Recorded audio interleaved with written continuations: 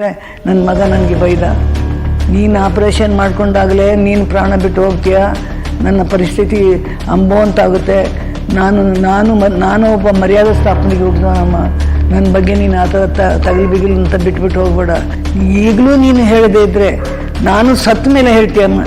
ಬಾಯಿ ಮೇಲೆ ಒಂದು ಕೊಟ್ಟೆ, ಕೆಟ್ಟ ಮಾತಾಡಬೇಡ ನೀನು ಬಾಯಿಂದ ಕೆಟ್ಟ ಮಾತು ಕೇಳೋದು ನಾನು ಇದುವರೆಗೂ ಬದುಕಿಲ್ಲ, ಅದು ಹೇಳಬೇಡ ಹಾಗೆ ಅಂತ ಹೇಳ್ತು ಹತ್ಬಿಟ್ಟೆ ಅವತ್ತು.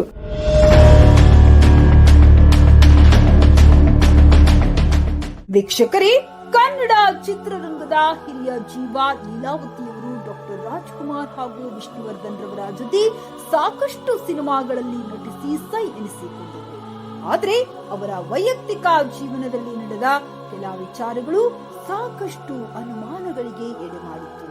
ಲೀಲಾವತಿಯವರು ಮದುವೆಯಾಗದೆ ಮಗು ಮಾಡಿದ್ದ ವಿಚಾರಕ್ಕೆ ಅವರ ಕುಟುಂಬದಿಂದ ದೂರವಾಗಿ ಬೆಂಗಳೂರಿನಲ್ಲಿ ನೆಲೆಸಿದರು. ಆದರೆ ಲೀಲಾವತಿಯವರ ಮಗ ದೊಡ್ಡವನಾದ ಬಳಿಕ ಮತ್ತೆ ಲೀಲಾವತಿಯವರಿಗೆ ತನ್ನ ಗಂಡ ಯಾರು ಎಂಬ ವಿಚಾರಕ್ಕೆ ಸ್ಪಷ್ಟತೆ ಕೊಡುವ ಸಂದರ್ಭ ಎದುರಾಗಿತ್ತು.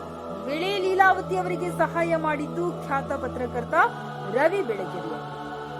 ಹೌದು ವೀಕ್ಷಕರೇ, ರವಿ ಬೆಳಗೆರೆಯವರು ರಾಜ್ ಲೀಲಾ ವಿನೋದ್ ಎಂಬ ಪುಸ್ತಕದಲ್ಲಿ ಲೀಲಾವತಿಯವರ ಜೀವನ ಚರಿತ್ರೆಯನ್ನ ಬಹಳ ಸ್ಪಷ್ಟವಾಗಿ ವಿವರಿಸಿದ್ದಾರೆ.